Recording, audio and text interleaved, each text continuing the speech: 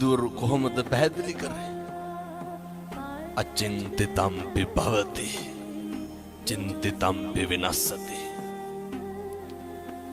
මේ ලෝකේ කවදාවත් හිතන දේ වෙන්නේ නැහැ. වෙන දේ හිතා ගන්නත් බෑ. එහෙම නෙමෙයි. අපි නඩත්තු කරන අපේ ළඟම තියෙන වස්තුව මොකක්ද?